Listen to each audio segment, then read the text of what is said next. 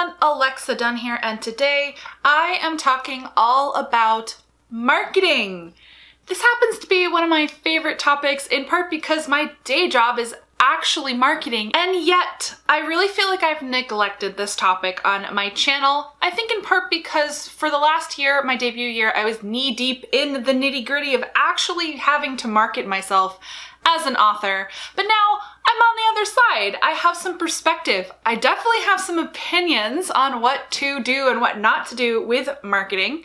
And specifically, I was on a panel on marketing during Write On Con, and right after that panel started, I got a fantastic nosebleed and I had to sit out of a good 10 to 15 minutes of the panel while I got it under control. And I was really bummed to miss most of it because that's what kind of reignited that spark of, oh, I really do love talking about marketing. And thus this video was born. This is technically a Q&A style video. I am responding directly to questions, not only some of the ones from Write On Con that I missed and was bummed not to talk about, but also I asked you guys to ask me kind of your top questions that relate to marketing. Got some really good ones from you. So I'm gonna be going through them, talking about the big things that came up over and over again. And I will say I do kind of have an intro to how marketing works video. It's a bit old at this point, but most of the points still stand. And I do plan on making additional marketing videos about specific subtopics, but for now, consider this a pretty deep dive into marketing because these questions run the gamut and cover a lot of great topics. Gonna dive right in. So I'm going to start with platform. Got a couple different questions that were, how big was your platform when you got your book deal versus how do you start your platform? When should you start your platform? So I think that you should get involved in the writing community as early as possible when you are an aspiring author. And this really means getting on Twitter especially, but also I do recommend Instagram, or if you like YouTube and you want to join the AuthorTube space, I recommend it. It's great.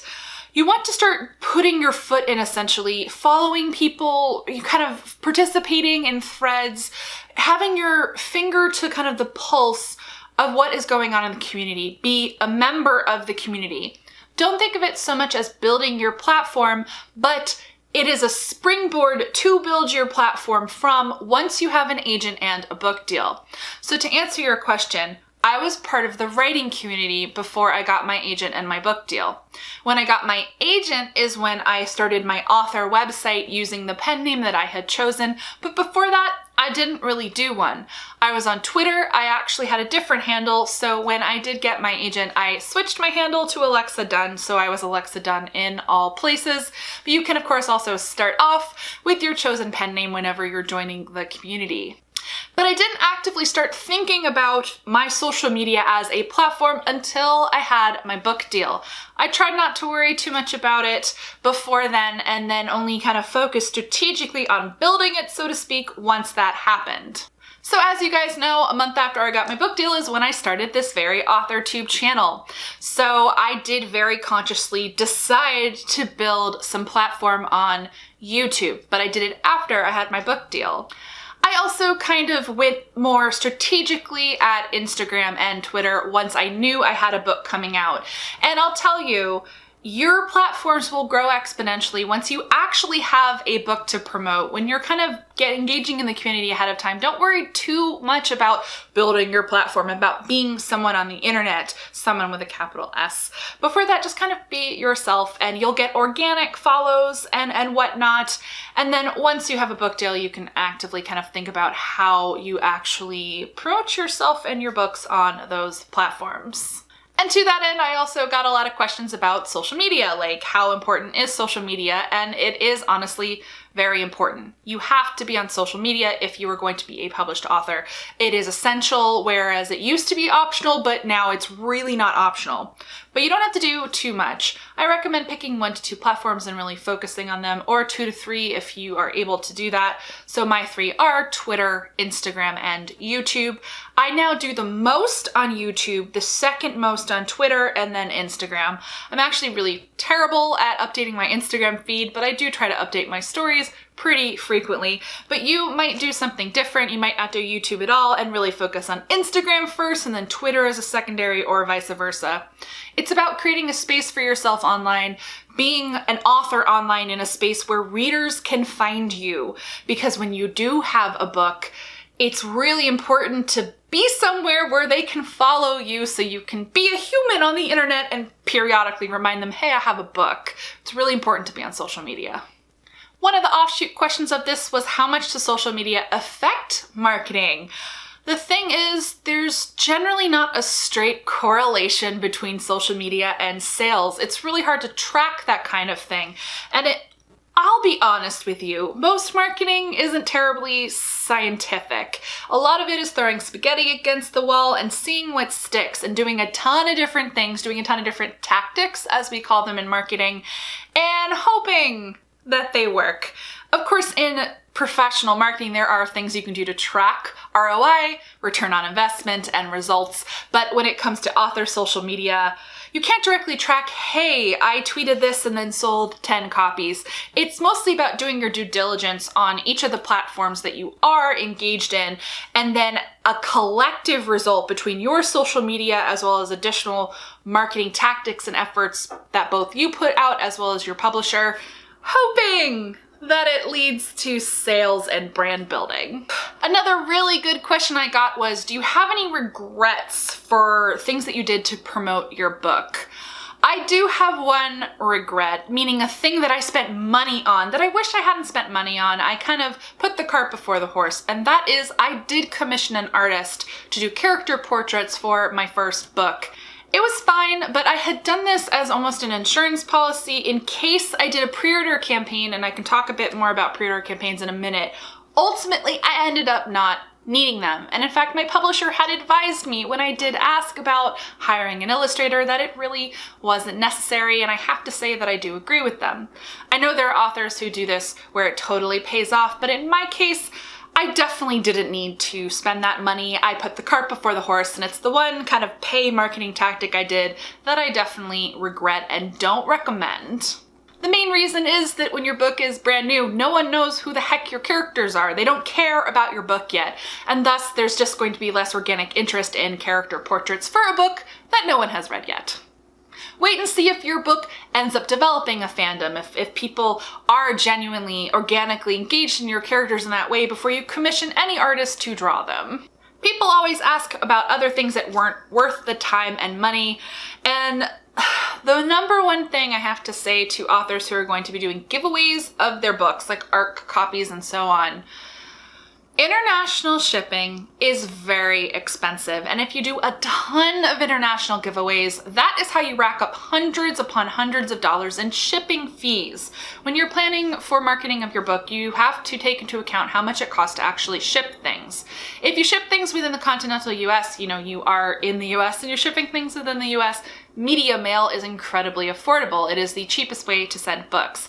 But once you get into the territory of sending anything that isn't books, so larger prize packs, as well as anything that is international, sending books to, this does include Canada, though Canada is less expensive than sending pretty much anywhere else. This is where it can cost you $25 to send a package to someone. So I do advise that authors really limit international giveaways. Now, we love international bloggers and reviewers. You guys are so valuable. I have done some international giveaways, but I was careful about when I did them because I was keeping track of my marketing budget. I also advise authors to bear in mind, do you have foreign sales? Are your books available internationally? Because if it's not possible for someone to buy your book, you just want to limit those international giveaway promotions. Though, Book Depository ships worldwide, so there's always value in promoting internationally, but I do want authors to bear that in mind. So I also got a ton of questions about press kits, and I have to assume this is because Jenna Moretti just made a video on them. There were 4 or 5 questions about press kits. A question that's never come up, and then I'm gonna give you a pretty straightforward answer for, which is stop stressing out, it doesn't really matter. Making a press kit on your website is easy. A press kit just means that you have a space on your website where people can download high-resolution copies of your author photo, where you have a bio that they can pull, and you have a description of your book, the ISBN numbers, etc. It's so that if you are doing an author event or someone wants to write press on you, that there's a place they can go where all of those resources are in one place. Especially the high-res author photo, by the way. As someone who has done event planning and had guests, I hate it when I go to their website and I cannot find a high-resolution image, because it's always nice if you don't necessarily have to email the author to get that from them directly. So it's not that complicated. I will link you down below to my press kit. It's pretty straightforward. It's got a few links to notable articles, but if you don't have any notable press clips, don't stress out. It's high-resolution copies of your author photo that are downloadable. It's an author bio that you're okay with people using about you if you're attending an event or they're writing a review or article about you, and a description of your book. I also include a download of my book cover for people, and that's it. Take deep breaths, calm down. It's not that complicated. Are there situations where you might want a different press kit, a more complicated press kit? Sure, but don't stress out about it. It's literally not come up on the course of my publishing journey at all. My publisher didn't even tell me to make one. I just did one because I have a journalism and event planning background and I knew it was a good idea to have. So for traditional publishing, don't stress out about press kits. Deep breaths. It's okay. I got a ton of questions about how do you get started with marketing as a new writer. As an offshoot of this, I got the question of how much marketing is the publisher really going to do? I also got questions about like the number one thing I recommend new authors marketing their books do. So I'm going to combine all of these things.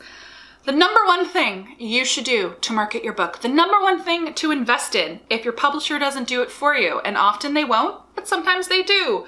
Super simple, guys. Bookmarks. Bookmarks are the single most cost-effective thing you will ever invest in. You basically have someone design, you can hire someone, it's not that expensive, or sometimes your publisher will do it for you, both designing and printing, because bookmarks aren't expensive, so often this is something publishers will do. You design a double-sided bookmark, it's got your cover on it, it's got your release date if the book's not out, it's got your social media on it, maybe a short blurb about the book. For mine, I did a pull quote, and you basically have these on you at all times and you can hand them out as needed. It's better than a business card. If you meet someone and they want to remember who you are or they're interested in your book, you hand them a bookmark, because all bookish people love bookmarks. They're evergreen too. They never get old. You can still hand out a bookmark for a book that came out 3 years ago, which might happen if you order 500 bookmarks, because these things last forever. And they're perfect to have on the table if you do events. They're perfect low-cost swag that people really like. And so if you're a new writer trying to figure out how to market yourself, bookmarks really is the thing. Of course, you can't make bookmarks until you have a book and you have a cover and so on, but number one entry-level tactic. And we already talked about social media and how important social media is to building your platform. So as I said there, you're going to pick 1 to 2 platforms or 2 to 3 platforms, and you're going to put the time into them. Really, you want to super invest in at least one platform. There are a lot of other things you can do as a new author in terms of marketing. You can join a debut group if you're being traditionally published, and that's a good place to get to know other authors. Very often these debut groups also do Twitter hashtag chats, and I do recommend participating in those. ARC giveaways are also a very great, easy thing you can do as a marketing tool. People love to win things, and it's a great way to reach new potential readers. As I mentioned, be careful about shipping, be smart about how many giveaways you do, and how many things you require someone to do to enter your giveaway. First of all, a little FYI, no one should ever have to pay anything to enter a giveaway. Then it becomes a sweepstakes or a lottery, and there's lots of legal that goes into that, and you don't want to do anything illegal. So you need to have it be no purchase necessary to enter whatever your ARC giveaway is. And whether you're traditionally published or indie published, you can totally do ARC giveaways. They're super effective. If you're being indie published, you could do e-ARC giveaways. It's a great way to drum up interest and support in the book. And my other number one tip for new authors, if this works for you, is to start a newsletter. This is an easy tool that new writers can put together. If people are interested in hearing more about you as an author, they just subscribe to your newsletter. It can take a bit of time to get these off the ground, but one way to drum up interest is to do exclusive art giveaways in your newsletter. And newsletters will become especially effective once you already have a book out, because people read your book, they like you, they subscribe to your newsletter to know what you're up to. These tend to be some of the stickiest followers you're going to have because they're actively engaged in hearing what you're doing, so they're most likely to buy your next book. So building and cultivating a healthy newsletter is a great idea. Don't worry if you really don't want to do a newsletter, just be sharp on those social media platforms. Which brings me to the big sexy question of how much marketing is a publisher really going to do for a new writer? This is something I actually see quite often as a misconception. I hear people say, well, publishers won't do any marketing for a new writer. You have to be a celebrity or an established bestseller to really get marketing from a publisher. And this is true and not true. Well, marketing in traditional publishing is a little bit like the Hunger Games. It's a little bit competitive. Not everyone gets the same marketing plan, and many authors do have to do a lot of the heavy lifting. The thing is, there tend to be 3 different tiers of marketing at any given publisher. There's lead title, which is the very top tier. They get all the things, including well, some people get billboards, so that's rare, but they're going to get a big traditional media push. They're going to be sent on tours and to lots of events. The publisher's actively going to expend a lot of money to push and promote that title. Then you have kind of mid-tier titles, and these titles are going to get decent amount of marketing. In addition to kind of ARC support, they might get a few paid digital campaigns, they might get sent to some events, but perhaps not on a book tour. Get pretty decent marketing from your publisher in these cases. And then the lowest tier of marketing, yes, of course, is the lowest tier of marketing. You're going to get the bare basics that you get from any traditional publisher, which if you've watched my videos before, you know is still a lot of marketing. You're going to get ARC support, they'll do general social media support of your book on the social media for the publisher, but they might not do a ton of paid tactics. It's pretty low cost, word of mouth, organic marketing, but the publisher's gonna do it. They're still gonna be sending you out for reviews. They might even do a blog tour for you. They're gonna send your book to bookstagrammers and booktubers, but they might not do paid promotion. You're still getting promotion at all the tiers, but when you're mid-tier and top tier, your publisher expends more cold, hard cash to push and promote your book. Of course, if you're the lowest tier, you're gonna have to do more of the heavy lifting. But if you're mid-tier to top tier, you'd be amazed. And here's the thing, lots of debuts get big marketing pushes from their publishers. Publishers actually love debuts because debuts are a clean, fresh slate. Debut authors have no baggage and no sales history. There is the chance to make fetch happen, essentially, and the marketing publicity departments can take a sexy, unknown book and turn it into the next big thing. Some of the big things in publishing now got massive marketing budgets as debuts, such as Red Queen. And I will tell you personally, I got a ton of marketing support from my publisher. So as a lot of you may know, I am with what is considered a major publisher, but not one of the big 5. It definitely has a smaller, more exclusive list, and every single book at my publisher, Houghton Mifflin Harcourt, gets a very healthy marketing push. The lowest tier of marketing at HMH is what would be considered mid-tier at a lot of bigger publishers. Everyone gets something. And I was fortunate enough, as a brand new debut writer who no one had ever heard of before, to be a lead title. I got the highest tier of marketing support from my publisher. The only thing of all things I had to pay for was my bookmarks. My publisher did everything else, including a lot of paid promotion. I am a living, breathing example of a brand new debut author who got heavy marketing support from her publisher. And then I was able to supplement with what I wanted to do, including building this YouTube channel. My publisher never told me to do this, I just wanted to do this.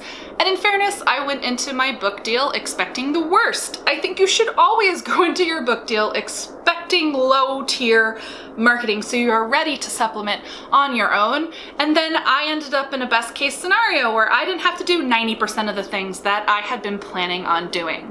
I'm very grateful for this, and so I'm here to kind of show you both sides. I also have friends who got very little from their publisher and they had to do more legwork. So let's talk a bit about some of that legwork. As I mentioned, you can print your own bookmarks. The other thing you could do, got a lot of questions about this too, pre-order campaigns. So let's talk about pre-order campaigns. Should you do one? It really depends. Pre-order campaigns can be a huge time suck, and they can also cost you a lot. But I do think it can be worth doing a nice, measured, low-cost pre-order campaign. This is a pre-order campaign where every single person who pre-orders your book and sends you proof of purchase, or you trust them, you go on faith and you have them email you, gets a little mailer. They get a bookmark. Book plates are very popular in these things, and maybe one other thing that's flat. I know people who have done temporary tattoos, stickers, it runs the gamut. The idea is they're flat. So they fit into a flat envelope and you're able to use standard postage to send these out. This is how you don't break the bank. And usually in these, there's also one grand prize, which has a lot more fancy stuff. And so you spend a good $20 sending the big fancy package, but everyone else gets the flat items that are not too expensive. What you have to be careful of here is not ordering too much in bulk. The average pre-order campaign doesn't have that many pre-orders. But if you are a brand new debut and you don't have a big splashy book and your publisher isn't spending a ton of money on you, even getting 50 pre-orders can make a pretty big difference. That is a successful pre-order campaign, so it can definitely be worth doing.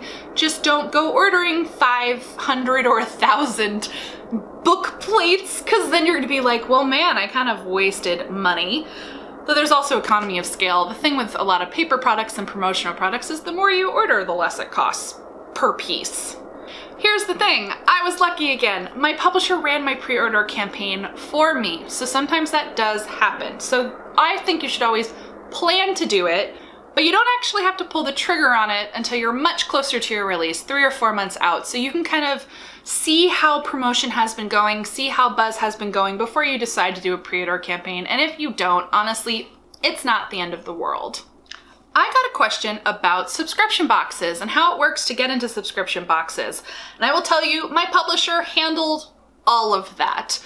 I don't know how it works, whether the subscription box approaches the publisher or the publisher approaches the subscription box, though I do know that there is a team at my publisher, and I'm sure it's the same at others, who I do know my publisher pointedly sent out my ARC to all of the big book boxes. So I assume it's that the book boxes approach the publisher when they want to include something. But I was fortunate that the marketing department of my publisher took care of this for me, and I was selected for a few book boxes, not any of the like massive, huge ones. So that's really handled at the publisher level.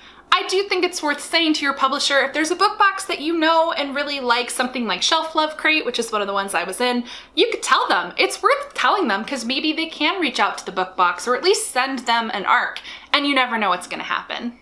But you don't get to be like, I want to be an Owl Crate, because we all want to be an Owl Crate.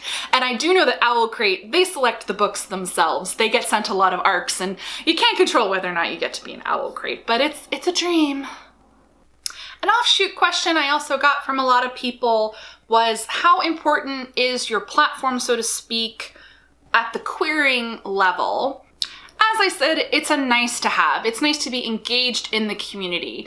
It's not about necessarily having a high follower account, but just showing that you're there. That's what an agent is going to be looking at, and they are going to look you up. Every agent I know definitely looks up the people who query them, and I say make it easy and like put your Twitter handle or your Instagram handle right in there, or YouTube if you do YouTube. And they're just gonna check you out.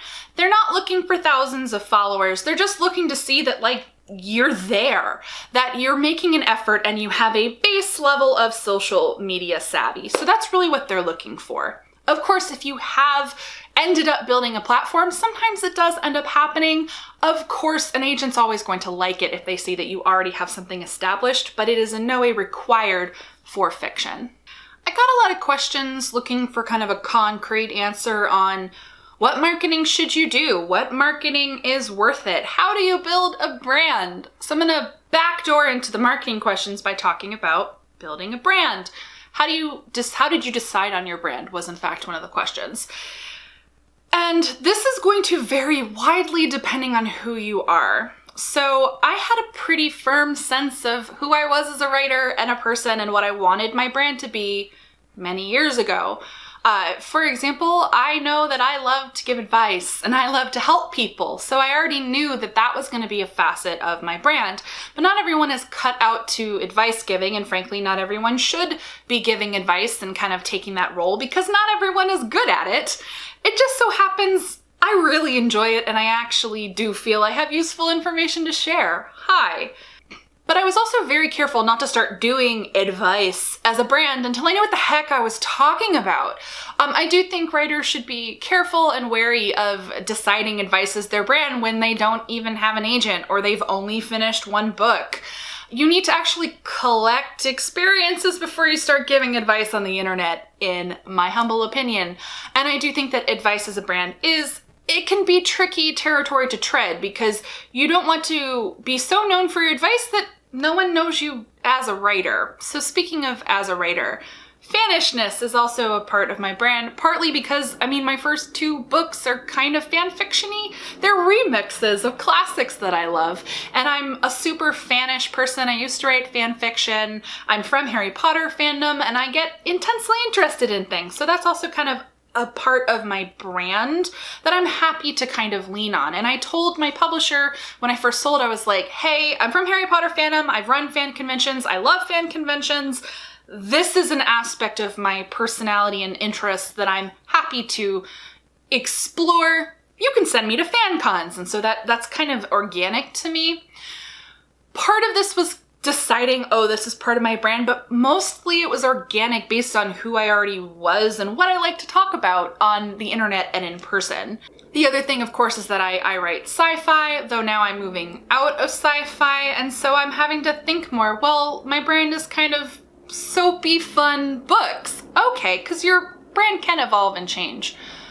But generally what I advise to people in finding their brand really is being yourself online, which sounds so cheesy. Be yourself, but being organic and genuine is going to take you further than being fake. I can usually spot when an author has decided to be something on the internet and they go hard at that thing, and I can tell it's not real, and it certainly turns me off, and I imagine I'm not the only one. If you're not funny, stop trying to be funny on Twitter. Oh, the ones who so consciously try to go viral, it's a bit much, guys. So try to be organic.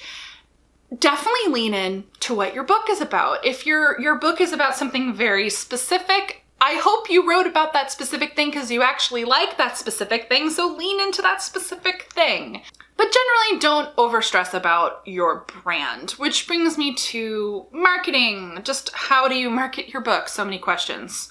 The first thing, wait to see what your publisher is doing, which I know is really, really hard. Sometimes you're not going to hear what your publisher is doing until 6 months before your book comes out. Before that, do your social media platform.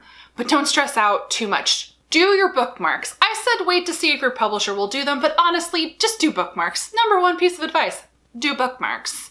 Make sure you've got a good author website. Make sure you're doing your social media. Then once you actually have your marketing plan from your publisher, you can think about supplementing what they're doing for you. But you always need to consider return on investment. And as I mentioned, marketing is messy and it's really hard to prove what's working. It's really hard to give concrete answers about marketing, to be perfectly honest. So from there, you have to balance what you like doing and what you think might work. What works is going to change with time. So my advice of starting a newsletter has definitely been working, but maybe it's not going to work in a year. In the past, blog tours worked. Now I'm not so sure they work. It's far more important to get your book in the hands of key bookstagrammers and booktubers. You can't always control this. Many booktubers and bookstagrammers, of course, don't accept unsolicited books, but you can always talk to your publisher, the publicist or marketing person, and say, hey, can you send my ARC to these people? Do the work for them, do the research for them if you are in the bookish community and you know who might like your book. You can also, specific to Bookstagram, there's something called Storygram Tours. This is run by some of the biggest bookstagrammers and anyone can sign up and pay for it. So if you find out that your publisher isn't doing a Storygram tour, book one yourself. I do recommend booking early as they fill up pretty fast. And I find the prices for Storygram to be very reasonable and definitely affordable for an author who has budgeted ahead of time, saved that portion of their advance, and I think it's a very good investment. Booktube is a bit harder. If there is a booktuber you like and they do have a business inquiries contact email, it's always worth reaching out to them, but very often you'll find that reach outs from your publisher are going to go a bit better, and in many cases they may already have them on a list. So I do recommend trying to coordinate with your publisher there as much as possible, but there are things you can do yourself. I do not recommend paying for online advertising, so meaning I don't recommend that you run Facebook ads or Google ads. 9 times out of 10, they're just not going to be effective. I've seen Twitter ads. 90% of the time, it's just not worth the money. There are paid digital advertisements that can work, but often are going to be best executed by your publisher, partly because they can be more expensive, partly because they're already networked in there. But generally speaking, I think looking at a BookBub promotion, looking at Goodreads ads can pay off. But I'm very wary of suggesting any author do them themselves if they're a traditionally published author, because most of the time you don't have the expertise level and it's not going to be worth it. Indie pub is a whole other game, and as you know, that's not my area of expertise. But speaking just to traditionally published authors, I say don't bite off more than you can chew. Here's a good question from Right On Con. What roles do your agent and editor play in marketing your book? Is it all you, or do agents and editors give you a checklist or guidelines as to what you should be doing to market your book? I've already gone over part of this in terms of like who does what, and kind of sometimes, you know, your publisher does a lot and sometimes they don't do a lot. Most agents aren't going to hold your hand through marketing, but some will. Many agents, of course, are super experienced with what is normal for a publisher to do versus not do, and they've seen the shift of publishers doing less. And I do know of some agents who have given their clients some very good tips on what they can do to market their books. And then there are some agencies who specialize in helping their clients market, so you can look for that at the query stage. One thing, for example, that your agent might help you set up is book events, bookstore events. They might suggest that to you to set up yourself. And in terms of how your editor is involved, your editor is your advocate, your primary advocate at the publisher. So you can definitely go via your editor to push the publicity and marketing team to do things for you, to answer certain questions if you're not assigned directly to a publicist. I was assigned to a publicist, so I was able to direct all my questions at my publicist, but my editor is always there to kind of push things through when I need them. In terms of being provided a checklist, no, I wasn't, but my publisher did provide to me, as soon as my book sold, a very helpful brochure about social media, about all the different platforms and best tips and tricks that they suggested for them. I know other publishers have similar tools that they do provide to writers, so many publishers do provide this, and it does help. I'm going to end with the question that I got from so many people. I was genuinely surprised, but so many of you want to know this, and that is, how does it work if you don't live in the US? If you're an international author living abroad, but you have a US publishing deal, how does marketing work? To help answer this, I reached out to a friend of mine, Rebecca Schaefer, whose debut novel, Not Even Bones, published from Houghton Mifflin Harcourt in September 2018. Rebecca is something of a wandering nomad. She, at one point, was living in Canada when I first met her, and when her book came out, I think she was living in the UK, and at one point she lived, I believe, in China. Rebecca lives abroad a lot, and so she had some good things to offer. The number one thing she said to me was, you're going to have FOMO. You're going to have a lot of things that you don't get to do, and you're going to see other people getting them, and you're going to feel like you are missing out. Bless her. Her other tip was, don't do a ton of giveaways, because you basically become the international shipper, and she's like, it's really expensive to ship things to the US. And really just to ship things internationally. So she advised really limiting your giveaways, which that's one of the number one tools I recommend you do. But she gave me a great pro tip, which was make friends with a US author, US-based author, and have your publisher send ARCs to them, and then they can ship out ARCs to winners if you do US-based giveaways. I think that's a really great pro tip. She also recommended the bookmark trick. We all recommend the bookmark trick. You can print bookmarks no matter where you live. And she also recommended reaching out to any authors in your local area, whatever your local area is, because those relationships can really become invaluable for doing local events and just for having local support and getting tips and tricks on what to do if you are an international author. Generally speaking, the publisher is not going to pay to bring you to the US to do events. I do know that Rebecca self-funded a trip to the United States, and then her publisher was able to treat her as a US-based author during that time. I know she's not the only international author who has done this.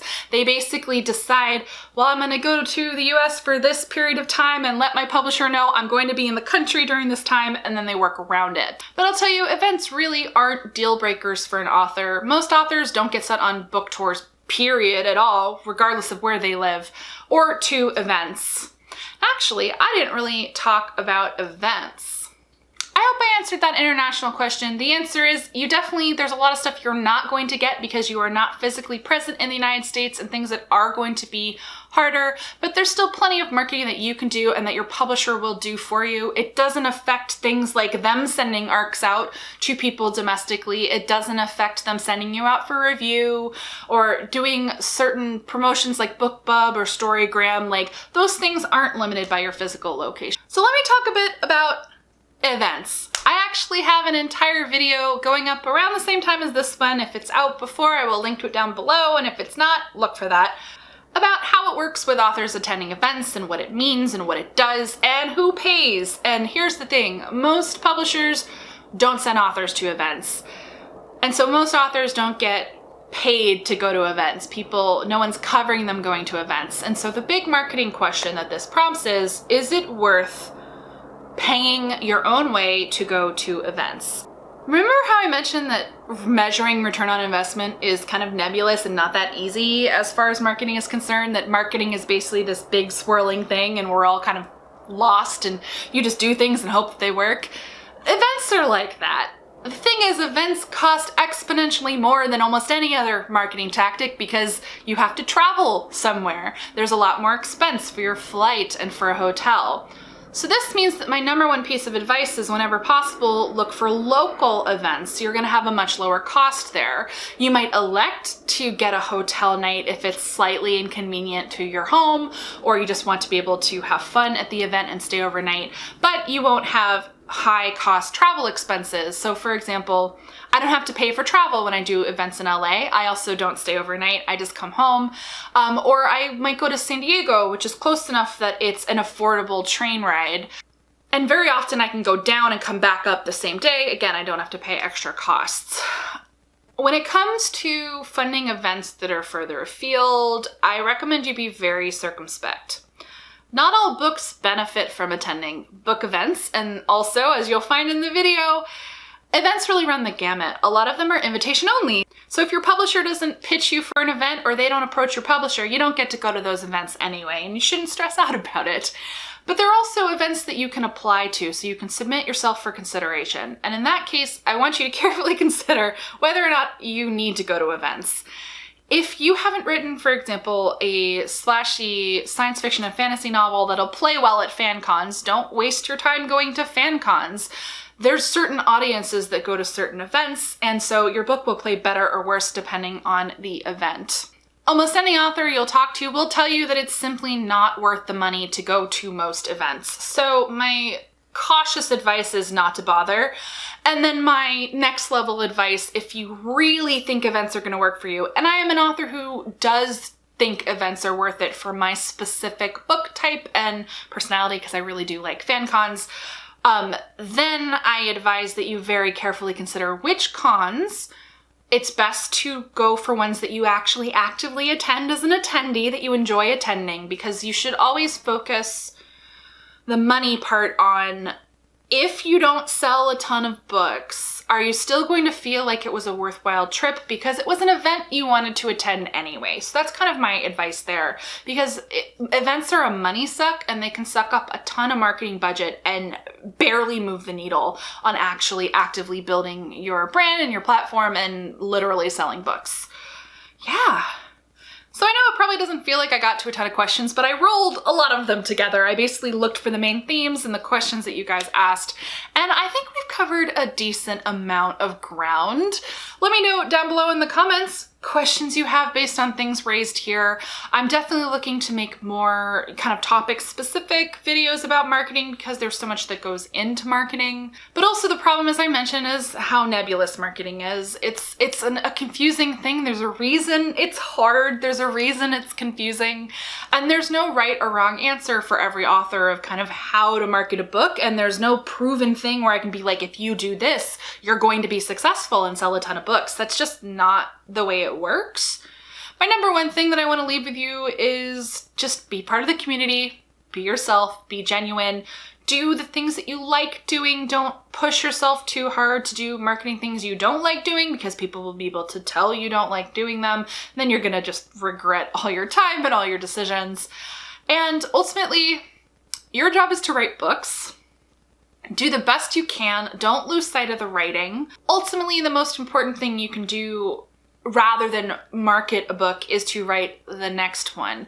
There always has to be a balance with marketing, but I think people get really psyched out by marketing and lose kind of focus of that if you're feeling overwhelmed or marketing doesn't seem to be working, that the best thing you can do is just write the next book.